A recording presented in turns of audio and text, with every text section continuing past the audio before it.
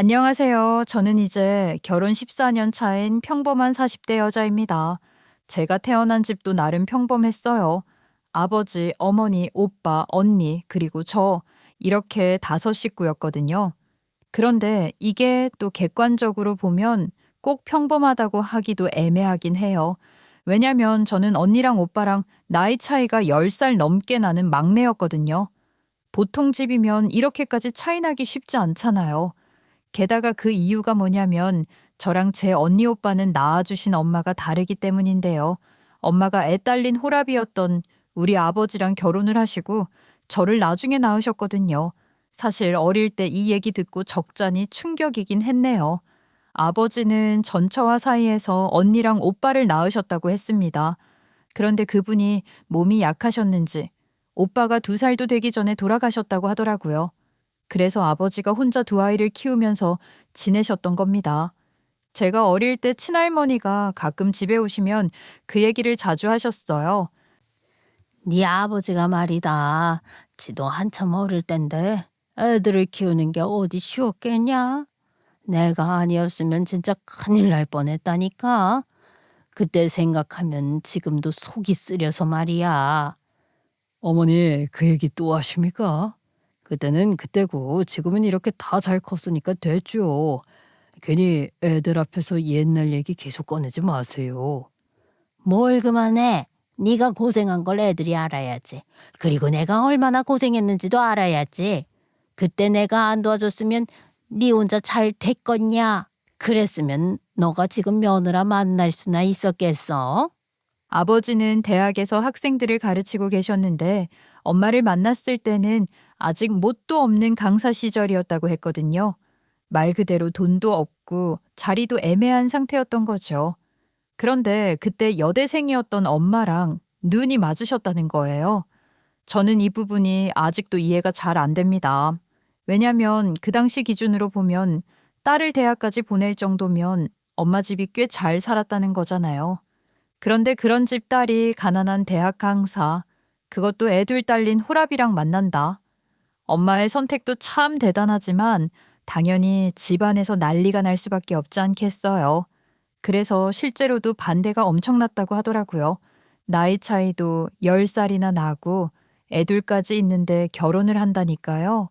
지금 제가 생각해도 쉽지 않은 선택이죠.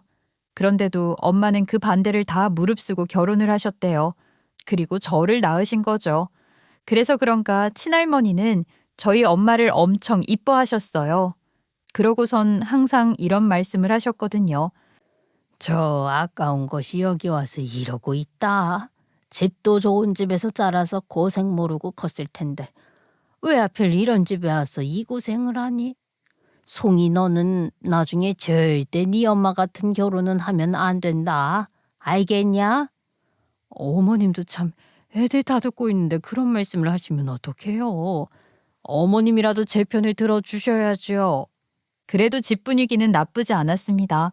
오히려 화목한 편이었어요. 아버지가 엄마랑 결혼하시고 나서 얼마 안 지나 대학 정교수 자리가 나셨고 임용도 되셨거든요. 거기다 외갓집에도 가서 싹싹 빌면서 결국 화해까지 했다고 하니까 가족 관계도 크게 문제없이 이어졌던 거죠. 그리고 언니랑 오빠가 정말 착했어요. 저를 얼마나 예뻐해 줬는지 몰라요.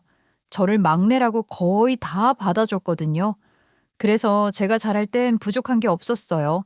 아버지도 정말 자상하시고 제가 해달라는 건 거의 다 해주셨거든요. 그런데 그런 아버지에게도 단점이 하나 있긴 했는데 아버지가 바로 골초셨다는 거예요. 그냥 많이 피우는 정도가 아니라 계속 물고 계신 수준이었거든요. 그래서 대학에서도 별명이 담배 교수였다고 합니다. 저는 그게 싫었습니다. 커가면서 아버지 몸에서 나는 담배 냄새가 계속 느껴지니까요. 그래서 몇 번이나 말했습니다. 아빠, 담배 좀 끊으면 안 돼? 냄새 너무 싫어. 담배? 그건 좀 힘들지. 이거 안 피우면 영감이 안 떠올라. 이렇게 말씀하시면서 웃어 넘기셨습니다. 다른 건 다 들어주시면서 담배 끊으란 말만큼은 절대 안 들어주시더라고요. 그래도 나름 노력은 하셨어요. 집에 들어오실 때는 꼭 씻고 옷 갈아입고 오셨거든요. 그 정도로 타협을 하신 거죠. 언니 오빠도 아주 어릴 때부터 절에서 다 포기했다며 고개를 저었고, 친할머니는 예전에는 저렇게 심하지 않았는데 언니 오빠 엄마를 잃고 나서는 심해지셨다고 혀만 쯧쯧 하시더라고요. 그래도 그거 말고는 아버지는 정말 흠잡을 데가 없는 사람이셨어요.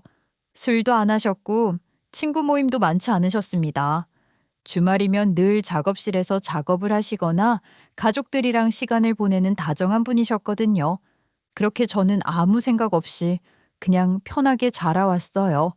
제가 원하는 건 대부분 다 이루어졌고 큰 어려움 없이 살아왔거든요. 그래서인지 제 인생은 앞으로도 그냥 비슷하게 흘러갈 줄 알았던 것 같아요. 뭐든 적당히 하면 적당히 잘 풀릴 거라고요. 그게 얼마나 순진한 생각이었는지는 나중에 알게 되지만 그때는 진짜 그렇게 믿고 있었죠. 언니는 아버지 재능을 받아서인지 미술 쪽으로 나갔어요. 미대 졸업하고 디자이너로 일을 하고 있었고 오빠도 건축 일을 했어요. 그런데 저는 그쪽으로는 영 재능이 없었어요. 뭐 아예 없진 않았겠지만 둘이랑 비교하면 그냥 귀여운 정도. 그래서 저는 그냥 평범하게 공부해서 대학을 나와서는 회사에 취직했어요. 저는 마케팅 쪽 일을 했는데 집안이 그래서인지 미술이나 디자인 쪽 보는 눈은 자연스럽게 생기더라고요. 처음에는 저도 몰랐는데 일을 하다 보니까 알게 됐어요. 특히 디자이너들이랑 일을 많이 하다 보니까 더 그랬죠. 서단계 3년이면 풍어를 읊는다고 한눈에 딱 보면 실력이 있는 디자이너인지 아닌지 감이 오더라고요. 저희 회사는 여러 디자인 회사랑 일을 했는데 어느 날 막 개업한 디자인 회사 하나가 일을 맡고 싶다고 온 거예요. 솔직히 이름도 처음 들어보는 작은 회사였어요. 그래서 다들 반응이 별로였죠. 이런 데는 아직 검증도 안 됐는데 굳이 우리가 맡길 필요 있나? 괜히 리스크만 커지는 거 아니야? 그냥 기존에 하던 데 계속 쓰는 게 낫지 않겠어? 맞아요. 요즘 작은 회사들 많이 들어오는데 막상 맡겨보면 결과물 별로인 경우도 많잖아요. 괜히 일정만 밀리고 다시 작업 들어가면 더 골치 아파지는데요. 저는 그 말을 듣고도 샘플을 계속 보고 있었는데 이상하게 눈에 꽂히는 게 있었습니다. 확실히 뭔가 다른 느낌이었거든요. 저는 한번 맡겨보고 싶은데요. 샘플 보면 감각이 나쁘지 않은데요. 오히려 기존 업체보다 더 신선한 느낌도 있고요. 작은 일 하나 정도는 테스트로 줘봐도 괜찮지 않을까요? 결국 제가 밀어붙여서 작은 일 하나를 맡기게 됐어요. 그리고 결과가 진짜 너무 잘 나왔어요. 솔직히 저도 좀 놀랐거든요. 기대 이상이었어요. 그걸로 바로 성과가 나왔죠. 팀장님도 제 안목을 칭찬해 주셨고 그 디자인 회사 사장이 저한테 엄청 고마워했어요. 저도 그 회사 실력이 마음에 들었고요. 그래서 그 후로도 일을 조금씩 더 맡기기 시작했어요. 그러다가 패키지 디자인 하나를 맡겼는데 그게 제대로 터진 거예요. 당연히 상품이 괜찮아서 잘 팔렸겠지만 패키지가 너무 이쁘다고 소문이 나면서 빅히트를 했거든요. 그걸로 저도 성과금을 받았고 그 회사도 꽤 성장을 했어요. 그렇게 자연스럽게 그 회사 사장이랑 따로 만나 밥도 먹고 얘기도 하면서 더 친해지게 됐죠. 그때 진짜 감사합니다. 솔직히 저희 같은 회사에 기회를 주실 줄 몰랐거든요. 그 일 하나로 저희 회사가 완전히 방향이 바뀌었어요. 지금도 그때 생각하면 진짜 운이 좋았다고 생각합니다. 아니에요. 저는 그냥 샘플 보고 판단한 거예요. 실력이 있으니까 결과가 나온 거죠. 오히려 저희 쪽에 제안 주셨던 게 감사하죠. 그렇게 대화를 하면서 알게 된 건데 그 사람은 정규대학 교육을 받은 사람은 아니더라고요. 어릴 때 아버지가 일찍 돌아가셔서 어렵게 독학으로 공부해서 밑바닥부터 노력해서 일을 배운 거라나 그 얘기를 듣는데 마음이 좀 가더라고요. 저도 모르게 아, 이 사람 진짜 열심히 살았구나 이런 생각이 들었어요. 지금 생각해보면 저도 우리 엄마 닮아서 이런 쪽에 약한 것 같아요. 그렇게 저희는 연애를 시작했어요. 연애를 한 뒤에는 혹시라도 남자친구 회사에 일감을 몰아준다는 얘기 나올까봐 일부러 다른 파트 일을 맡기도 했네요. 그래도 실력을 입증하듯 남자친구 회사는 계속 승승장구했어요. 진짜 잘 나갔거든요. 그런데도 남자친구는 늘 저한테 이렇게 말을 해주더라고요. 송이, 너는 진짜 내 인생의 행운이야. 네가 아니었으면 나는 아직도 밑에서 허우적거리고 있었을걸. 내가 여기까지 온 건 다 네 덕이라고 생각해. 또 그런다. 우리 타이밍이 잘 맞은 건 맞지만 오빠 실력이 있으니까 올라온 거지. 나 하나 없다고 무너진 회사였으면 애초에 여기까지 못 왔어. 아니야. 기회라는 게 얼마나 중요한 건데. 그 기회를 네가 준 거잖아. 나는 그거 절대 안 잊을 거야. 그럼 말로만 하지 말고 계속 잘하면 되지. 나중에 내가 자랑 좀 하고 다니게 해줘요. 그건 당연하지. 지금보다 훨씬 더 크게 만들 거야.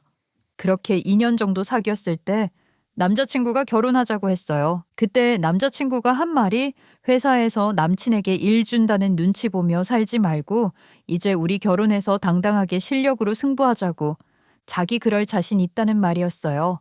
그 말을 듣는데 진취적이고 당당한 모습이 참 좋더라고요. 그래서 바로 승낙했죠.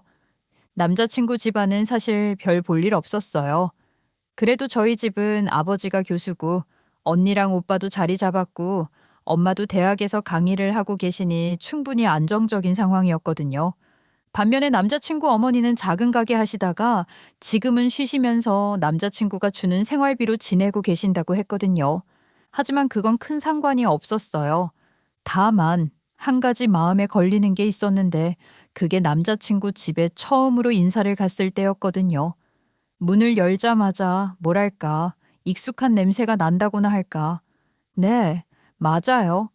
예비 시어머니가 지독한 꼴초셨던 거예요. 진짜로 제게 익숙한 냄새던 거죠. 아버지 작업실에서 맡던 그 냄새였거든요. 아, 냄새나지? 미안하다. 내가 아무리 말씀을 드려도 담배를 못 끊으셔서. 집에서는 좀 덜 피우시라고 하는데 잘 안 되나 봐. 아니야. 괜찮아. 우리 아빠도 엄청 피우시거든. 그 외에는 별다른 건 없었어요. 남자친구 어머니가 뭘 보태주실 형편도 아니었으니 반대고 뭐고 이야기를 할 입장이 아니라고 생각하셨던 것 같아요. 그리고 다행히 저희 집에서는 남자친구를 좋아했어요. 남친 회사가 막 뜨고 있는 회사였던 터라 디자이너인 우리 언니도 알고 있을 정도였거든요. 아버지도 남자친구 작품을 좋게 보셨고요. 그래서 저는 친정에 든든한 지원을 받아 결혼을 했어요. 그쪽에서는 그 디자이너가 교수 사위가 된다고 나름 화제도 됐던 모양이더라고요. 그렇게 저는 진짜로 축복받는 결혼을 하는 우리가 잘 살 거라고 믿어 의심치 않았던 거예요. 그렇게 저는 진짜로 우리가 잘 살 거라고 믿어 의심치 않았어요. 집도 있었고 지원도 있었고 남편도 잘 나가고 있었고요. 뭐 하나 빠질 게 없다고 생각했거든요. 그런데 결혼을 하고 나니까 제가 그동안 생각도 못했던 부분에서 삐걱거리기 시작하더라고요. 제가 사랑만 받으면서 막내로 귀하게 컸다고 했잖아요. 그게 그냥 성격이 좋아서 그런 게 아니라 실제로 집안이 경제적으로도 여유가 있었기 때문이었어요. 아버지 월급만 보면 그렇게까지 잘 사는 건 아니었지만 아버지가 작가로서도 이름값이 어느 정도 있는 분이셨거든요. 그래서 작품 활동으로 나중에는 돈도 좀 잘 버셨고 거기다 언니랑 오빠도 각각 잘 나가는 디자이너랑 건축가였으니까요. 집안이 점점 여유가 생겼어요. 그러니 제가 부족한 게 뭐가 있었겠어요. 그래서 저는 좀 이런 말 하기는 민망하지만 건방진 면이 있었던 것 같아요. 내가 노력하면 안 되는 게 없고 내가 원하면 다 이룰 수 있다고 생각했거든요. 그렇다고 싸가지가 없었던 건 아니고요. 그냥 자신감이 넘쳤던 거죠. 그만큼 노력도 많이 했어요. 1등 하고 싶어서 공부도 열심히 했고 명문대도 나왔고 회사도 제가 원하는 곳 가려고 진짜 악착같이 준비해서 들어갔거든요. 돌이켜보면 제가 원하는 건 지원이랑 노력으로 거의 다 이루면서 살았던 거예요. 그래서 그때까지는 몰랐어요. 살다 보면 내가 아무리 원해도 안 되는 일이 있다는 걸요. 큰 실패라는 걸 겪어본 적도 없었고 그런 경험 자체가 없었으니까요. 지금 생각하면 좀 민망하기도 하고 또 한편으로는 그때의 저는 참 반짝였던 것 같기도 해요. 그렇게 결혼을 했고 당연하게도 저희는 친정에서 구해준 집에서 신혼살림을 시작했는데 결혼을 하고 나니까 제가 원하지 않았던 사람이 제 가족의 범주에 들어오더라고요. 그게 제 좌절의 시작이었죠. 그분은 바로 네, 시어머니였어요. 당연히 남편의 어머니니까 어쩔 수 없는 건데 이게 또 지내보니까 생각보다 쉽지 않더라고요. 처음부터 막 대놓고 문제였던 건 아니었어요. 그런데 지내면 지낼수록 점점 비호감이 쌓이는 스타일이 있잖아요. 특히 제일 컸던 게 담배였어요. 저는 우리 아빠가 골초인 것도 싫은데 시어머니는 또 어떻겠어요? 그런데 심지어 시어머니는 때와 장소를 가리시는 법이 없으셨거든요. 저희랑 밥을 먹으러 가도 중간에 꼭 나가서 담배를 피고 오셨어요. 그리고 와서 손도 안 씻고 바로 수저 잡으시고요. 저는 그게 너무 신경 쓰이더라고요. 아이고, 숨 좀 돌리고 왔다. 요즘은 음식 먹다가 중간에 한 대 안 피우면 속이 답답해서 체할 것 같더라. 나가서 좀 피고 오니까 살 것 같다. 엄마, 여기 안에서 냄새 나면 다른 사람들 불편해하잖아. 조금만 참으면 안 돼? 밥 다 먹고 나가면 되잖아. 아니, 내가 밥 한 끼 먹으면서 담배 한 대도 못 피우냐? 이 나이에 그런 것도 눈치 보면서 살아야 돼? 나는 원래 이렇게 살아서 이 나이 먹고 고치려면 안 되니까 그냥 너희가 맞춰서 살아. 어머님, 저희는 괜찮은데요. 그래도 어머님 걱정되니까 손 한 번만 씻고 드시면 더 좋을 것 같아요. 아이고, 별걸 다 신경 쓴다. 나 평생 이렇게 먹고 살아도 탈 한 번 난 적 없어. 그 말을 듣는데 솔직히 좀 당황스럽더라고요. 저는 계속 신경 쓰이는데 그걸 아무렇지도 않게 넘기시니까요. 남편도 옆에서 눈치 보면서 어쩔 줄 몰라 하고 있었고요. 그리고 그게 한 번이 아니었어요. 식사 끝나면 항상 제일 먼저 일어나셔서 밖에 나가서 담배부터 피우셨어요. 기다리는 사람은 생각도 안 하시고요. 저는 그때부터 슬슬 이거 좀 쉽지 않겠다 싶더라고요. 심지어는 결혼 전부터 그러셨어요. 사실 상견례 때부터 심상치 않으셨거든요. 저희 아버지는 그래도 그런 자리에서는 담배 참으시거든요. 그런데 시어머니는 중간에 나가서 담배를 피우고 오셨어요. 그때도 남편이 민망해서 한 소리 하긴 했죠. 엄마, 오늘은 좀 참지 그랬어. 상견례 자리인데 담배 핀다고 중간에 나갔다 오면 보시기에 좀 그렇잖아. 아니, 내가 뭘 그렇게 큰 잘못을 했다고 그래. 화장실 갔다 오는 거랑 마찬가지지. 그리고 나도 숨을 쉬고 살아야지. 그걸 가지고 뭐라고 하면 내가 더 불편해서 못 앉아 있어. 괜찮습니다. 저도 애연가라서 그 마음 이해합니다. 저도 예전에는 회의하다가도 몰래 나가서 한 대씩 피고 들어오곤 했습니다. 아이고, 역시 사돈 어른은 이해를 해주시네. 제가 25에 혼자 됐거든요. 그 어린 나이에 가부가 돼서는 혼자 애 키우면서 살았는데 그 세월을 어떻게 버텼겠어요? 이 담배라도 피워야 숨통이 트이지. 이렇게 농담처럼 웃으면서 말씀하시는데 저는 웃지도 못하겠더라고요. 사실 시어머니가 힘들었다고 말씀하는 것 치고는 집안 살림을 전혀 안 하시는 것 같았거든요. 시댁이라고 가보면 항상 정리도 안 되어 있고 부엌은 엉망진창이고 거기에 온 집안은 담배 쩐내가 배어 있는데 환기도 제대로 안 되어 있고요. 게다가 그렇게 정리도 안 하시는 게 일이 바빠서 그런 것도 아니었어요. 이제는 일도 안 하신다고 했거든요. 그냥 집에 계시면서 담배 피우고 TV 보고 그렇게 지내시는 거예요. 그래서 남편한테 한 번 물어본 적이 있었어요. 오빠, 어머님은 원래 일 안 하셔? 가게 하셨다면서. 지금은 완전히 쉬시는 거야? 지금은 안 하셔. 내가 생활비 드리고 있으니까 굳이 일 안 하셔도 된다고 생각하시는 것 같아. 그래도 아직 연세도 있으신데 완전히 안 하시는 건 좀 그렇지 않아? 집에만 계시면 더 답답하실 것 같은데. 엄마는 지금이 좋으시대. 내가 돈 버니까 그걸로 이제 부양받고 싶으신가 봐. 젊을 적부터 고생하셨으니 앞으로는 그렇게 편하게 살고 싶으시다는데 뭐 어쩔 수 없지. 그 말을 듣는데 저는 솔직히 좀 걸리더라고요. 시어머니가 그렇게 나이가 많은 것도 아니었거든요. 저희가 결혼했을 때 제가 30이었고 남편이 30 중반 되기 전이었으니까요.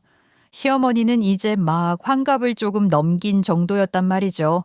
아니, 요즘 100세 시대라고 하는데 단순 계산해도 앞으로 30년 넘게 더 사셔야 하는데 그걸 전부 아들한테 맡긴다는 거잖아요.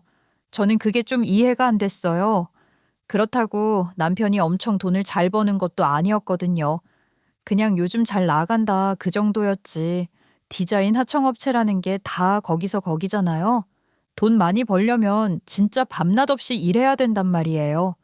그리고 더 생각해보면 시어머니가 남편을 그렇게 고생해서 키우셨다고 보기도 애매했어요.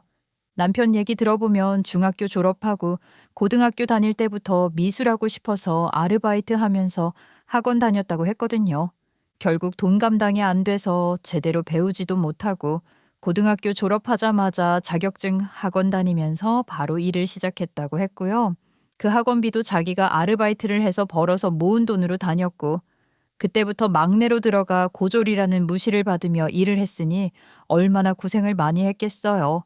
그걸 들었으니 시어머니가 말하는 나 고생했다에 선뜻 동의하기는 안 내키더라고요. 뭐 당연히 고생은 하셨겠지만요. 그런데도 생활비 받는 걸 너무 당당하게 생각하신달까? 저라면 제가 지원 못 해준 걸 아들이 혼자 힘으로 해내 이 정도 업적을 이루었으면 엄마로서 미안하기도 하고 머쓱할 것 같단 말이죠. 그런데 시어머니는 매달 생활비는 물론이고 명절 용돈, 생신, 어버이날 이런 것도 꼬박꼬박 다 챙겨가려고 하셨어요. 그것도 고맙다는 느낌이 아니라 그냥 받아야 되는 걸 받는 느낌이었거든요. 한 번은 명절 때였어요. 이번에는 명절인데 너희는 얼마나 준비했냐? 요즘 물가도 오르고 해서 나도 쓸 데가 많다. 알아서 잘 챙겨라. 어머니, 필요한 거 있으시면 미리 말씀해 주시면 준비하는 데 더 도움이 될 것 같아요. 아이고, 필요한 거야 많지. 근데 그런 걸 내가 하나하나 말해야 되냐? 자식이면 알아서 챙겨야지.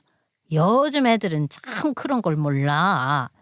반면에 저희 부모님은 저희한테 바라는 게 없었거든요. 뭐 하나 사다 드리면 뭘 이런 걸 사왔냐고 하시면서도 엄청 좋아하셨고 용돈 드리면 오히려 나중에 더 얹어서 돌려주셨거든요. 그러니 제가 비교를 안 하려고 해도 솔직히 좀 그렇긴 하잖아요. 그래서 제가 한번 남편한테 솔직하게 말한 적이 있었어요. 오빠, 솔직히 말해도 돼? 나 좀 불편해. 어머님이 너무 당연하게 받아가시는 느낌이라서 솔직히 비교도 되고. 우리 엄마가 표현을 잘 못해서 그래. 속으로는 다 고마워하실 거야. 그냥 혼자 사시니까 더 나한테 의지하시다 보니까 그렇게 느껴질 수도 있겠다. 너가 좀만 이해해줘. 이해하려고는 하는데 그래도 너무 당연하게 말씀하시니까 좀 그렇지. 최소한의 표현은 해주시면 좋을 텐데. 계속 받기만 하면 나도 사람인데 생각이 들지. 이미 그렇게 성격이 되어버리신 걸 어쩌겠냐. 어른들 고치려고 들면 우리만 스트레스 받아. 내가 더 잘할게. 좀만 참아줘. 결국 얘기를 해도 바뀌는 건 없더라고요. 그래도 남편도 참 안타깝다 싶어서 그러고 말았던 것 같아요. 그런데 그 참는 것도 한계가 있잖아요. 정말 짜증이 난 건 제가 큰 아이를 낳았을 때였어요. 그때는 진짜로 못 참겠더라고요. 애를 보러 오신 시어머니가 여전히 담배 냄새를 풀풀 풍기면서 들어오시더니 손도 안 씻고 바로 애를 안으려고 하시는 거예요. 순간 너무 놀라서 저도 모르게 말이 튀어나왔어요. 어머님, 잠깐만요. 손 좀 씻고 안아주시면 안 될까요? 애기 아직 어려서요. 밖에 나갔다 오신 뒤에는 조금만 신경 써주시면 좋을 것 같아요. 뭐? 애를 그렇게 유난스럽게 키우면 오히려 잔병치레 많이 해. 나 때는 그런 거 신경 안 쓰고도 다 잘 키웠어. 요즘 애들은 왜 이렇게 예민한지 모르겠다. 그 말을 듣는데 진짜 환장할 것 같더라고요. 아니, 예민한 건 맞죠. 갓난 애기 키우려면 예민해야 하잖아요. 근데 그게 유난은 아니죠. 더 웃긴 건 애랑 같이 있다가도 슬그머니 나가서 담배를 피고 오세요. 그리고 아무렇지도 않게 들어와서 그대로 애 옆으로 오시거든요. 그 냄새를 안고요. 이건 진짜 안 당해본 사람은 모릅니다. 말로 설명이 안 돼요. 어른인 저도 숨 쉬는 게 불편할 정도로 냄새가 확 올라오는데 그 상태로 애를 안으려고 하시는 거니까요. 적어도 저희 아버지는 안 그러셨어요. 아버지도 골초지만 애 보러 오실 때는 오자마자 손부터 씻으셨거든요. 심지어 집에 갈아입을 옷까지 따로 들고 오실 정도였어요.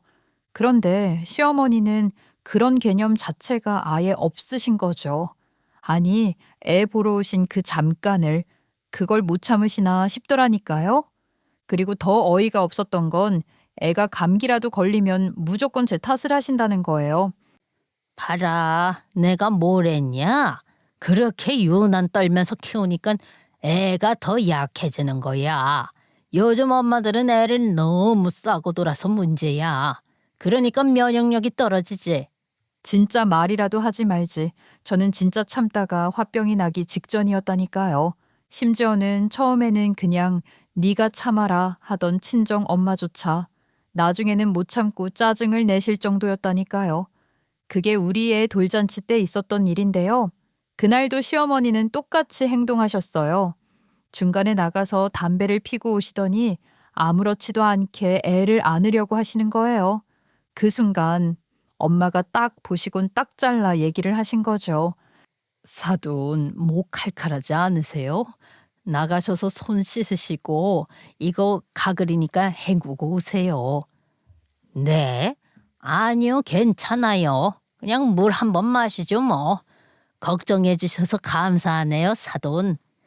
아니요, 사돈. 지금 담배 냄새 너무 심하시니까 하고 오시는 게 좋을 것 같아요. 애에게 다 영향 가는 거 모르세요? 안 그래도 사돈만 왔다 가시면 애들이 기침을 해요. 무슨 말씀을 그렇게 하세요? 잠깐 5분 나갔다 온 거구만 뭘 또 씻고 가글까지 하라고 그러세요? 아이들은 어른보다 훨씬 예민하니까요. 최소한 아이 앞에서는 좀 지켜주셔야죠. 엄마가 그렇게 딱 웃음기 없이 몰아붙이시니까 시어머니 얼굴 벌게져서는 그냥 밖으로 나가버리셨는데 저는 아이고 싶으면서도 좀 통쾌하더라고요. 제가 하고 싶어도 못했던 말들이니까요. 그런데 더 당황한 건 그날 끝나고 나서였어요. 남편이 저한테 와서 하는 말이 장모님 너무하신 거 아니야? 우리 엄마가 거기서 얼마나 민망했겠어.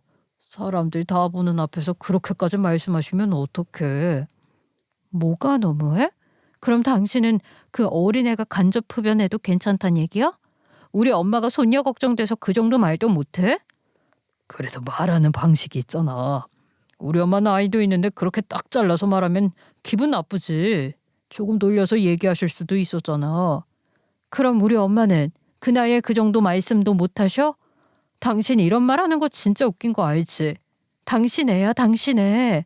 되게 남의 애처럼 군다? 그날 진짜 크게 싸웠어요. 처음으로 제대로 터진 날이었거든요. 그런데 그렇게 싸우면 뭐 합니까? 변하는 게 없는데요. 그러던 어느 날이었어요. 친정에서 전화가 왔는데 엄마가 빨리 집으로 오라는 거예요. 느낌이 이상해서 별말 없이 바로 친정으로 향했죠. 갔더니 엄마가 울면서 아버지 짐을 챙기고 계시더라고요. 엄마 왜 그래? 무슨 일이야? 왜 울고 있어? 나와 아빠 병원 가야 돼. 입원해야 된대. 입원을 하셔야 된다고? 어디 아프신 건데? 갑자기 왜 그래? 너네 아빠가 폐암이란다 폐암. 그 말을 듣는 순간 머리가 하얘지더라고요. 진짜로 아무 생각도 안 났어요. 그냥 멍하게 서 있었어요. 그런데 솔직히 올 게 왔구나 싶더라고요. 우리 가족 모두 다 이러다 언젠가 아빠 폐암 걸리겠구나 자주 얘기하긴 했지만 그럼에도 금방 알아차리지 못했던 게 처음에는 등이 아프다고 하셨대요. 등 쪽이 결린 것 같다고요. 그래서 어디 부딪혔나 하고 그냥 넘기셨다고 하더라고요. 저희도 폐암이면 폐가 아픈 줄 알지 등이 아픈 줄은 몰랐으니까요. 그래서 파스 붙이고 버티셨던 거예요. 그러다 안 되어서 정형외과 가서 물리치료까지 받으셨다나? 그런데 정형외과 의사가 치료를 해도 차도가 없자 내과를 가보라고 한 거예요. 내장에 문제가 있으면 이럴 수도 있다면서 되도록 큰 병원으로 가보시라고 말이죠. 그제서야 뭔가 느낌이 이상했던 엄마가 바로 진료 의뢰서를 떼서 모든 지원을 동원해 대학병원 진료를 잡았는데 결국 폐암이셨던 거죠. 엄마는 그날 집에 있던 담배며 라이터며 재떨이까지 전부 다 갖다 버리셨어요. 내가 이럴 줄 알았어. 멀쩡한 나 꼬셔서 결혼했으면 건강하게 오래 살 생각을 해야지. 몸을 막 쓰면 어떡해. 먼저 가면 진짜 용서 안 할 거야? 당신 진짜 용서 안 할 거라고. 아버지는 고개도 못 드시고 계속 미안하다는 말만 하셨어요. 저는 그걸 보면서 그냥 서 있기만 했습니다. 아무 말도 못하고요.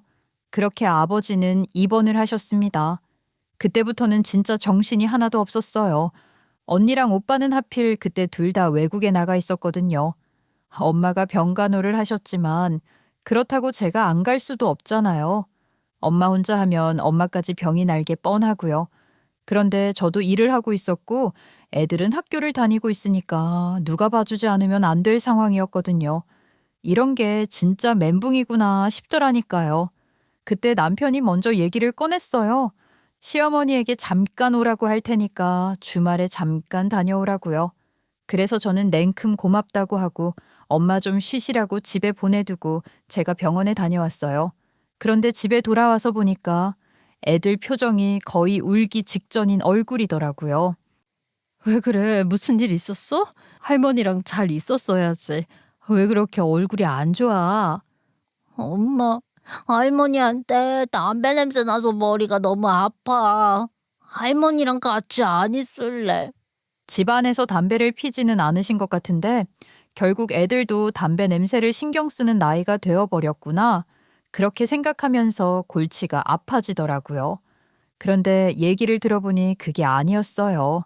같이 놀이터에 갔는데 시어머니가 애들 옆에서 담배를 뻑뻑 피우셨다는 거예요. 그래서 결국 동네 아줌마들이 애들 노는 놀이터에서 피우지 말라고 뭐라 했나 보죠? 그래서 자기들도 놀다가 쫓겨났다라고 하는데 진짜 어이가 없더라고요. 지금 이 와중에 또 그놈의 담배라니 정말 지긋지긋했습니다. 그걸로 또 결국 남편이랑 대판 싸우게 됐어요. 오빠, 이게 말이 된다고 생각해? 애들 데리고 놀이터 가서 담배를 피우셨다잖아. 오빠가 좀 바랄 수 없는 부분이야? 엄마도 스트레스 받으니까 잠깐 피운 걸 수도 있지.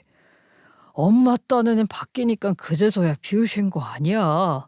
오히려 신경 써주신 것 같은데 오버하지 말자. 오버?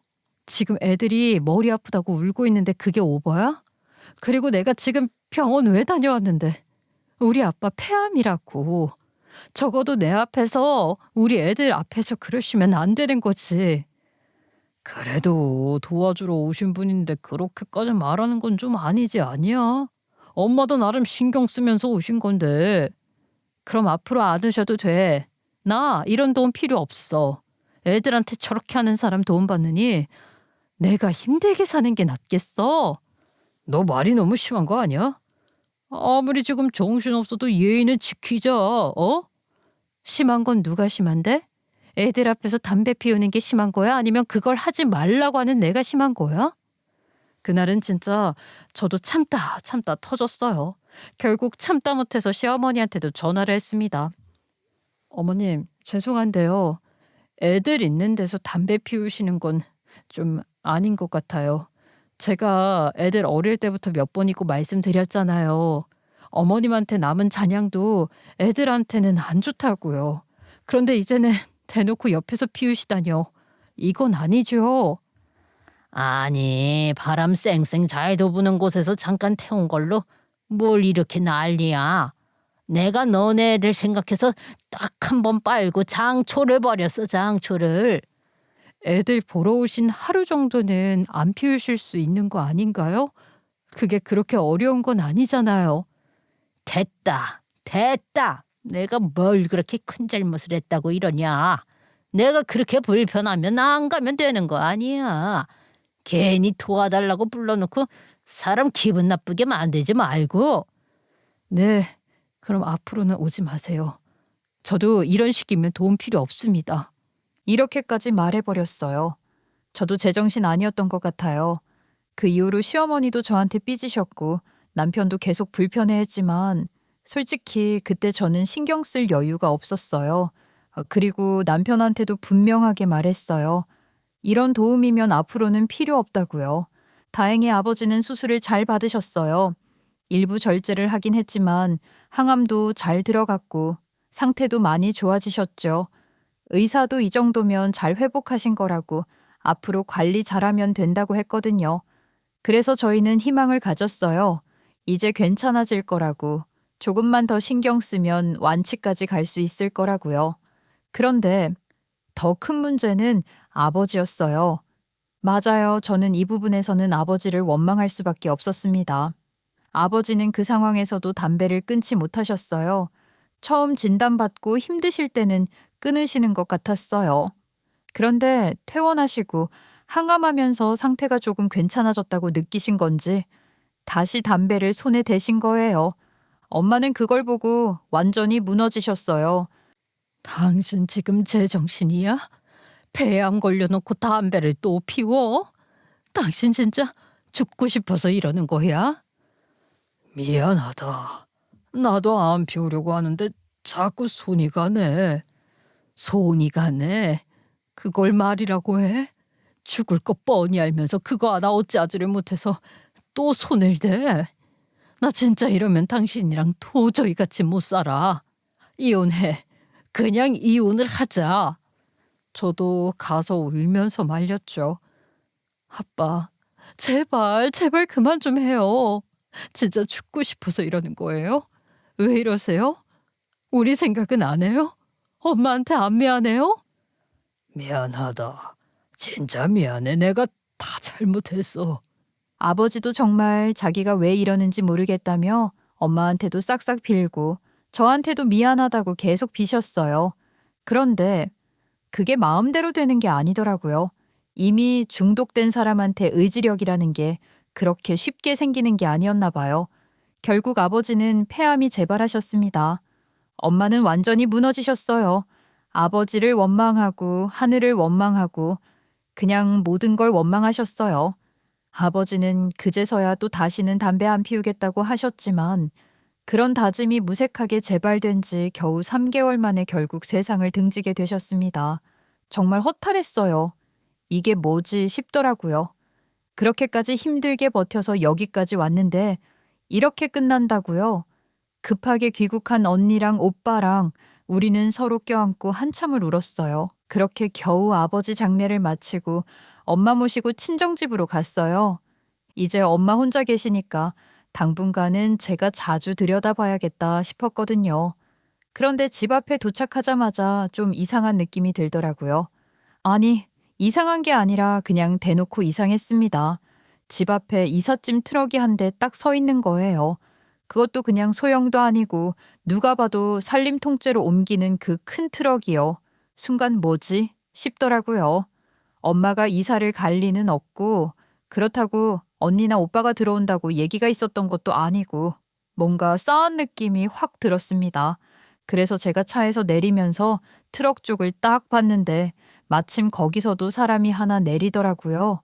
그거 보고 진짜 제 눈을 의심했다니까요. 너무 익숙한 얼굴이었어요. 그게 누구냐고요? 네, 맞습니다. 시어머니였어요. 시어머니가 이삿짐 트럭에서 내려오고 있었어요. 그것도 아주 당당하게요. 그 와중에 남편은 또 어디서 튀어나와서는 태연하게 짐 나르는 걸 도와주고 있더라고요. 그걸 보는 순간 저 진짜 손이 떨렸습니다. 그래서 바로 남편한테 가서 물었어요. 여보, 지금 뭐 하는 거야? 왔어. 잘 왔다. 짐 좀 들어줘야 하는데.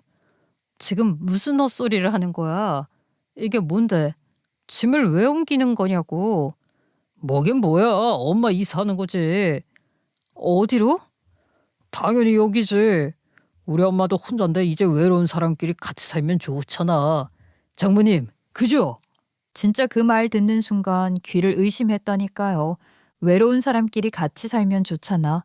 지금 그게 할 소리냐고요. 아버지 장례 치른 지 얼마나 됐다고 그 입에서 그런 말이 나오냐고요. 저는 말이 안 나와서 그냥 멍하게 서 있었어요. 그런데 더 소름 돋는 건 그 상황에서도 남편이 전혀 이상하다는 생각을 안 하고 있다는 거였어요. 완전 당연하다는 듯이 말하는 그 태도요. 그때 엄마가 옆에 서 계셨거든요. 얼굴이 굳어 있었어요. 정말 딱 굳어 있었습니다. 웃음기 하나도 없이요. 저는 그 얼굴 보자마자 아, 이거 큰일 났다 싶더라고요. 근데 그 다음 순간 엄마가 갑자기 웃으셨습니다. 그것도 아주 환하게요. 그럼 정서방 어서 들어오게. 사돈도 집 구경 편히 하세요. 그렇게 밝게 환대를 하시면서 문을 확 열어버리셨어요. 저도 그때까지만 해도 엄마가 참고 넘기시나 싶었거든요. 근데 문이 열리고 집 안이 보이자마자 저도 웃음이 활짝 나오더라고요. 장례를 치르면서 잊고 있던 게 있었거든요.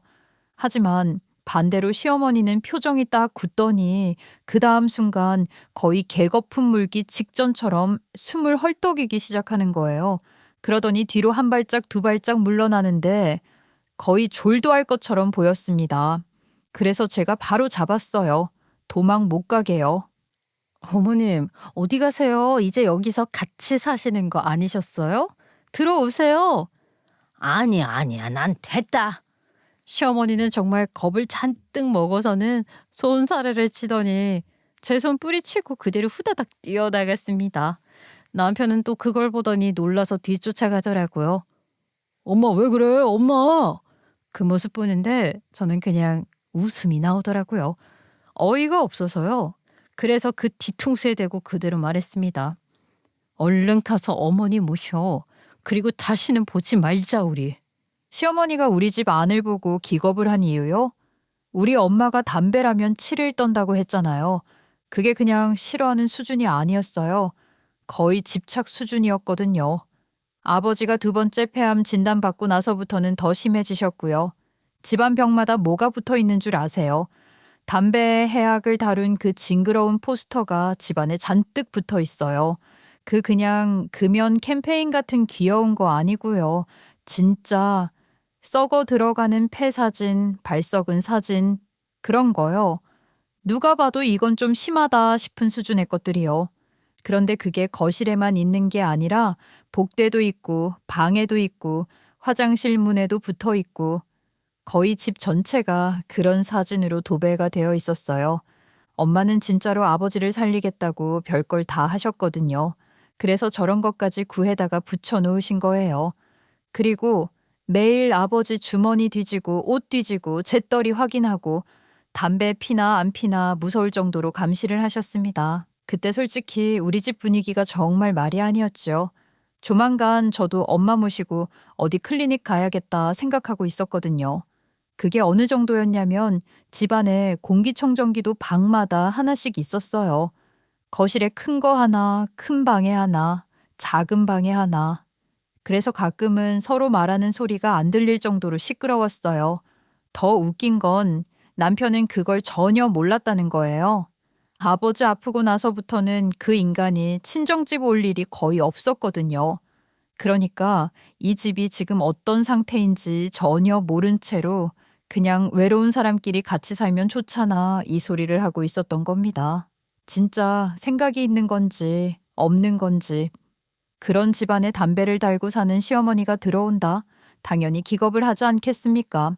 그 포스터에 둘러싸여 활짝 웃으며 환영하는 친정엄마의 웃음에는 약간의 광기도 있었거든요. 그러니 시어머니가 겁을 먹고 도망칠 수밖에 없었던 거죠. 저도 두 사람 도망가는 거 보고 엄마한테 말한 뒤 바로 집으로 돌아갔어요. 돌아가자마자 제일 먼저 한 게 현관 비번부터 바꾸는 거였어요. 비번 바꾸고 문 잠그고 나서 저는 그대로 남편한테 문자 하나 보냈습니다. 우리 이혼하자. 그 6글자 보내고 나니까요. 뭐 당연히 난리가 났죠. 전화가 바로 오기 시작하는데 진동이 미친 듯이 울리더라고요. 안 받으니까 또 문자가 오고 문자 안 보니까 카톡이 오고 카톡도 씹으니까 결국 집에 찾아왔는데 뭐 어쩌겠어요. 비번이 바뀌었는데. 그러니까 이젠 벨 누르고 문 두드리고 제 이름 부르고 동네 시끄럽게 난리도 그런 난리가 없었어요. 하긴 지 입장에서는 믿기지 않았겠죠. 여태껏 저는 싸워도 결국은 참고 넘어가는 사람이었으니까요. 그런데 그날은 아니었습니다. 문 밖에서 그렇게 한참을 쿵쿵거리면서 무슨 생각이냐고 난리를 치길래 저도 더 듣기 싫어서 인터폰으로 이야기를 했어요. 당신이야말로 대체 무슨 생각이었어? 문부터 열어. 일단 문 열고 이야기하자. 문은 안 열 거고 밖에서 그냥 말해. 대체 무슨 생각이었냐고. 아니 그게 그렇게까지 잘못한 일이야? 장인어른 돌아가셨잖아. 그러면 장모님 혼자서 힘드시지 않겠냐고. 그래서 그냥 두 분이서 같이 지내시면 좋으실 것 같아서 좋은 마음으로 한 거야. 둘 다 혼자니까 서로 의지도 되고 말동무도 되고 좋잖아. 와, 저는 그 말 듣고 진짜 기가 찼어요. 아니 무슨 애완동물 합사시키듯이 말을 하는 거예요. 외로운 사람끼리 같이 두면 좋잖아? 그게 말이냐고요. 사람 사는 게 그렇게 단순하냐고요. 더 웃긴 건 그건 우리 엄마 집인데 지가 뭔데 좋은 생각했다고 믿고 있냐는 거예요. 당신 지금 제정신이야? 우리 엄마한테 물어는 봤어? 나한테는? 그걸 왜 네 마음대로 정하는데? 아니, 안 그래도 우리 엄마 그건 계속 외로워하셨단 말이야. 내가 보기엔 많이 힘드셨어. 그런데 당신이 엄마 싫어하니까 당신 눈치 보느라 그건 우리 집에도 잘 못 오신 거잖아. 저는 순간 말문이 턱 막히더라고요. 이 인간은 진짜 한 번도 제 말을 들은 적이 없구나 싶었거든요. 아니, 제가 왜 시어머니를 싫어하게 됐는데요. 그냥 이유 없이 미워한 것도 아니고 애도 키우는 집에서 매일 담배 뻑뻑 피워대고 그것도 모자라서 애들이랑 나간 놀이터에서도 담배를 피우는 사람을 제가 어떻게 봤냐고요. 그게 싫다고, 못 견디겠다고, 애들한테 안 좋다고 제가 몇 번이나 이야기를 했는데도 이 인간 머릿속에는 전부 당신이 예민해서 이걸로 정리돼 있었던 겁니다. 그래서 저도 더는 좋게 말 안 했어요. 애도 키우는 집에서 매일 담배 뻑뻑 피워대고 애들이랑 나간 놀이터에서도 담배를 피우는 사람을 내가 어떻게 받아? 그렇게 네 엄마가 마음에 걸리면 네가 모시고 살아. 아주 좋겠네. 새집구에서 벽지 누래지는 거 지켜보면서 우리 엄마 마음껏 담배 피게 해드려서 다행이다. 나는 정말 효자다. 그렇게 생각하면서 잘 살아보라고. 야이씨, 너는 무슨 말을 그렇게 하냐? 이렇게까지 말해야 알아먹을 것 같으니까. 짐 다 싸놓을 테니까 나중에 가져가든지 어디로 가져갈지 주소 보내. 그런데 더 기가 막힌 건 알고 보니 이 인간이 이미 시어머니 집도 내놓은 상황이었다는 겁니다. 저는 진짜 그 대목에서 등골이 서늘해졌어요. 아니 그냥 말로만 던져본 게 아니라는 거잖아요. 이미 집까지 내놨으면 이건 오래전부터 생각하고 있었다는 거 아닌가요? 정말 아무리 생각해도 이해가 되지를 않았어요. 어떻게 그런 생각을 할 수 있는 건지, 어떻게 우리 엄마가 있는 집으로 자기 엄마를 이사시킬 생각을 한 건지, 그것도 제 의견이나 우리 엄마 의견도 묻지도 않고 말이에요. 저는 그 부분이 제일 소름 돋았어요. 단순히 무개념인 수준이 아니었거든요. 제가 그 얘기를 엄마한테 하니까 엄마도 진짜 기가 막혀 하시더라고요. 한참 말을 못 하셨어요. 그러다가 제가 저 이혼할래요 했더니 엄마가 바로 하라고 하셨습니다. 망설이지도 않으셨어요. 해, 그런 인간이랑 더 살아서 뭐하니. 지금 네 아버지 보내고 내가 정신이 없어서 가만히 있지. 저 장서방 하는 꼴은 내가 진작부터 마음에 안 들었어. 그런데 이건 선을 넘어도 한참 넘었지. 남의 집에 그것도 상 치르고 정신없는 와중에 얼렁뚱땅 들이닥치려고 해? 이혼해. 내가 해도 된다고 하는 정도가 아니라 해야 되는 거야. 솔직히 저도 그럴 생각이었어요. 우리가 사는 집, 당연히 제 명의였습니다. 친정에서 구해준 집이었으니까요. 그리고 그간 남편이 벌어다 준 돈, 저랑 큰 차이도 안 났어요. 무슨 대단한 재벌 대표도 아니고 디자인 회사 대표고 뭐고 자시고 간에 월세 내고 직원들 월급 주고 나면 큰 돈을 벌지도 못했거든요. 그런데 거기서 또 자기 어머니 생활비 주고 어쩌고 하니 뭐가 남겠어요. 다 똑같지. 겉으로만 번듯한 거였지. 속은 늘 빠듯했던 거죠. 그런데도 늘 자기는 뭔가 대단한 결정을 내릴 자격이 있는 사람처럼 굴었어요. 그게 지금 와서 생각하면 더 우습죠. 지가 이 집에서 가진 게 뭐가 있다고요? 아무튼 저는 마음을 굳혔고 남편은 그제야 일이 심각하다는 걸 느꼈는지 계속 연락을 했어요. 문자도 오고 전화도 오고 한 번만 보자. 이건 오해다. 내가 그렇게 큰 잘못한 거냐 이런 식으로요. 며칠 뒤에는 결국 우리 친정에까지 찾아오더라고요. 진짜 낯짝도 두껍죠. 저는 그때도 기가 막혔는데 엄마는 더 분노하셨어요. 평소 저희 엄마가 마냥 곱게만 말하는 분은 아닌데 그날은 진짜 눈이 돌아가셨더라고요. 네가 뭔데 내 집에 네 엄마를 모셔오니 많이 같이 사니 많이 해? 장모님, 제 말 좀 들어보세요. 저는 그냥 뭘 그냥이야. 네 눈에 장모가 그렇게 우스워?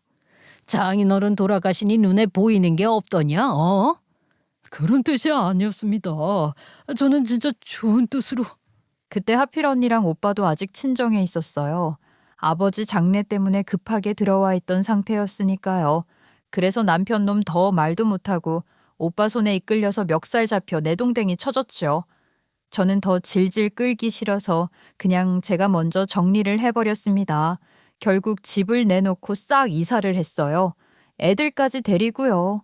짐 정리하는데 그동안 같이 살았던 시간들이 스쳐 지나가긴 하더라고요. 그런데 이상하게 미련은 하나도 없었어요. 오히려 이걸 이제야 한다는 생각이 들더라고요. 그렇게 짐을 다 빼고 저는 애들이랑 같이 엄마 집으로 들어갔어요. 애들 학교도 전학시키고 이사를 완전히 마치고 나니까 그제서야 남편이 본격적으로 매달리기 시작하더라고요. 심지어 나중에는 시어머니한테도 전화가 왔어요. 진짜 기가 막히죠. 얘 며느라, 그때는 내가 그런 의도가 아니었어. 아들이 가자고 하길래 나는 그냥 니네랑 얘기가 다 된 줄 알고 그랬던 거야.